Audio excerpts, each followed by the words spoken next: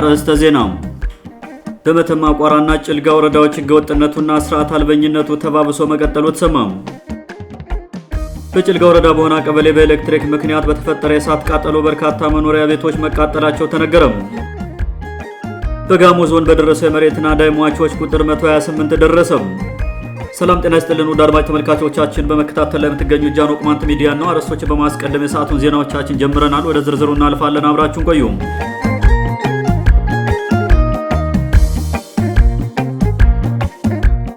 በመተማ ቋራና ጭልጋ ወረዳዎች ህገወጥነቱና ስርዓት አልበኝነቱ ተባብሶ መቀጠሉ ተሰማ።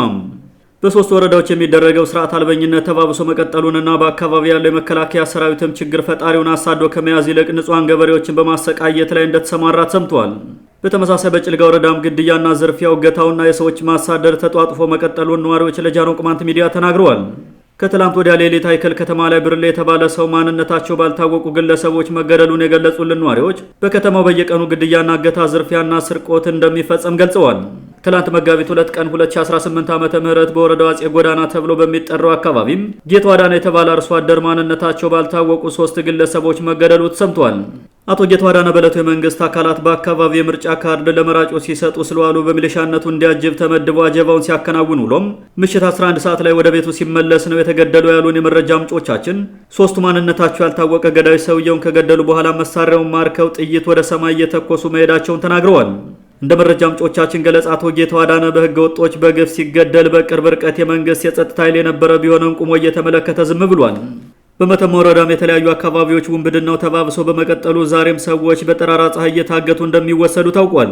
ዛሬ መጋቢት 3 ቀን 2018 ዓ.ም መቃ አካባቢ ግራር የተባለው ቦታ መንገደኞች በሽፍታ ታፍነው መወሰዳቸውን የገለጹልን የአካባቢው ነዋሪዎች ከተማው ላይ የነበሩ የመንግስት ሚሊሻዎች ለማስጣል ሙከራ ቢያደርጉም ሳይሳካላቸው ቀርቷል ብለዋል።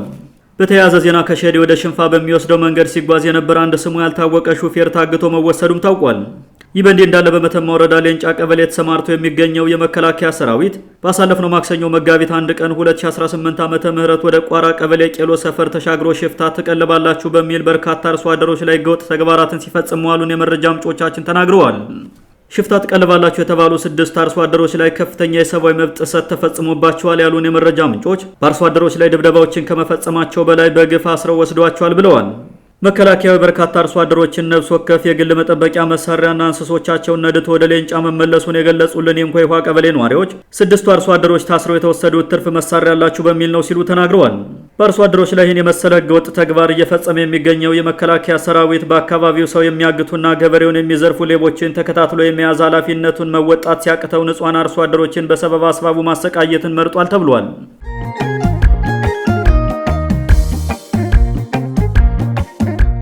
በጭልጋ ወረዳ በሆነ ቀበሌ በኤሌክትሪክ ምክንያት በተፈጠረ የእሳት ቃጠሎ በርካታ መኖሪያ ቤቶች መቃጠላቸው ተነገረ። ትላንት መጋቢት 2 ቀን 2018 ዓ.ም ከቀኑ 11 ሰዓት ገደማ ከአንድ ቤት የኤሌክትሪክ ቆጣሪ የተነሳ የእሳት አደጋ ከ6 እስከ 7 የሚሆኑ መኖሪያ ቤቶችን ማውደሙ ተሰምቷል።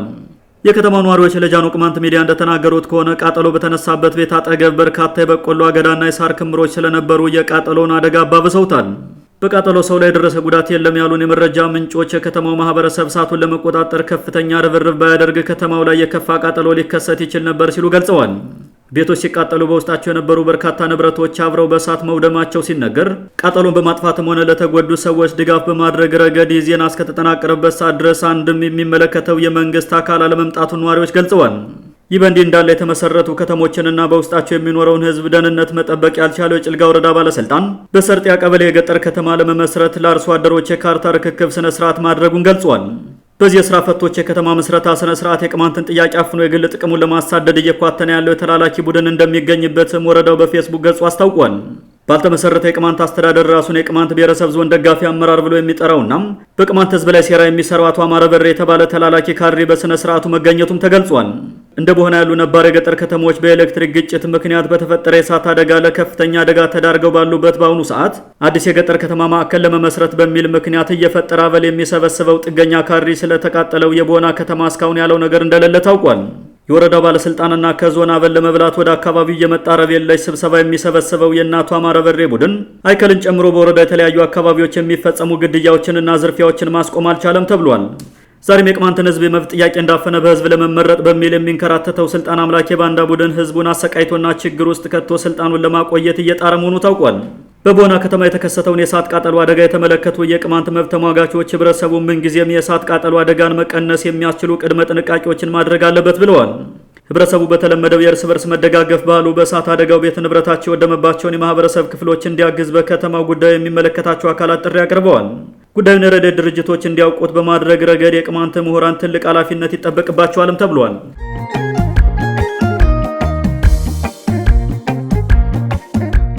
በጋሞ ዞን በደረሰው የመሬት ናዳ የሟቾች ቁጥር 128 ደረሰ። ሰሞኑን በዞኑ በጣለው ከባድ ዝናብ ምክንያት በ3 የተለያዩ ወረዳዎች የመሬት ናዳ ተከስቶ እስካሁን 128 ሰዎች ህይወታቸው ማለፉ የተረጋገጠ ሲሆን እስካሁን ባለው መረጃ አስከሬናቸው የተገኘው ግን ከ70 አይበልጥም። ከ100 በላይ ዜጎችን የዋጠው የመሬት ናዳ የተከሰተው በዞኑ ጋጮ ባባ ወረዳ ሲሆን እየተሞከረ ያለው የነፍስ አድን ስራ ምንም ፍሬ ሳያፈራ ቀርቷል። በዚህ አደጋ አብዛኛው ህዝብ ያለቀው ከቀናት በፊት በመሬት መንሸራተት አደጋ የተዋጡ ሰዎችን አስከሬን ለማውጣት ሲደረግ በነበረ ርብርብ ድጋሜ ሌላ የመሬት ናዳ ተከስቶ ነው የሚል መረጃም ወጥቷል። በተመሳሳይ ከዓመት በፊት በዚሁ ደቡብ ኢትዮጵያ ክልል ጎፋ ዞን የመሬት ናዳ ተከስቶም ህዝቡ ህይወቱን አደጋ ውስጥ ጥሎ በአፈር የተቀበሩ ሰዎችን ለማውጣት ሲረባረብ ላዩ ላይ ሌላ የመሬት ናዳ ተከስቶ በመቶዎች የሚቆጠር ዜጋ ማለቁም አይዘነጋም። በዞኑ በተከሰተው አስደንጋጭ ክስተት ከሞት የተረፈውና የተፈናቀለው ህዝብን በመጠለያና ምግብ እጥረት ተጨማሪ ችግር ውስጥ መውደቁ ታውቋል። የዞኑ ፖሊስ መምሪያ ዛሬ ጧት በሰጠው ማብራሪያ የጎርፍ አደጋው ባስከተለው የመሬት ናዳ ምክንያት የ128 ሰዎች ህይወት መጥፋቱንና የ64 ሰዎች አስከሬን መገኘቱን አረጋግጧል። የዞኑ መንግስት ኮሚኒኬሽን አገልግሎት በበኩሉ ዘገይቶ ባወጣው መግለጫ እስከ ቀኑ 8 ሰዓት ገደማ የ70 ሰዎችን አስከሬን ማግኘቱን አረጋግጧል። የደረሰው አደጋ ከባድ በመሆኑ የሟቾችና የጠፉ ሰዎች ቁጥር በየሰዓቱ እየጨመረ ሲሆን በርካታ አባወራዎችና እማወራዎች ከነቤተሰቦቻቸው የጠፉና የሞቱ እንዳሉም ታውቋል። የኢትዮጵያ ሜትሮሎጂ ኢንስቲትዩት በበኩሉ የአካባቢውን የአየር ሁኔታ አስመልክቶ በሰጠው ማብራሪያም አሁን አደጋ የተከሰተበትን ጋሞ ዞን ጨምሮ በተለያዩ ደቡባዊ የሀገሪቱ አካባቢዎች በሚቀጥሉት 10 ቀናት ከባድ ዝናብ እንደሚጥልና ህዝቡ ጥንቃቄ ማድረግ እንዳለበት አስጠንቅቋል። ጉዳዩ የሚመለከተው የመንግስት አካል እንዲህ አይነት አስከፊ የተፈጥሮ አደጋ የሚያስተናግዱ አካባቢዎችን በመለየት ለአደጋ ተጋላጭ ወገኖችን ከአካባቢው ማራቅና ዘላቂ መፍትሄ ማምጣት ባለመቻሉም በየዓመቱ በርካታ ዜጋ እያለቀ ነው ሲሉ የዘርፉ ባለሙያዎች መንግስትን ተጠያቂ አድርገዋል። አደጋው ከተከሰተ በኋላም በተለይም የፌዴራሉ መንግስት የረባ የዜና ሽፋን እንኳን እንዳልሰጣቸው የሚናገሩት የጉዳቱ ሰለባዎች የአካባቢው ባለስልጣንም የተፈናቀሉ ዜጎች ወዳሉበት መጥቶ ከማጽናናትና ፎቶ ተነስቶ ከመመለስ የዘለለ እዚህ ግባ የሚባል ድጋፍ እያደረገ አለመሆኑን ተናግረዋል። እንደ ዞኑ መንግስት ኮሚኒኬሽን አገልግሎት መረጃ ከሆነ በመሬት ናዳው ምክንያት ከ190 በላይ መኖሪያ ቤቶች ከነሙሉ ንብረታቸው ተውጠዋል። ወደ 3500 የሚጠጋ ህዝብም ተፈናቅሎ መጠለያ አልባ ቀርቷል። ውድ አድማጮቻችን ለዛሬ የነበሩ ዘገባዎችን ይመስሉ ነበር። መልካም ጊዜ ሁላችሁ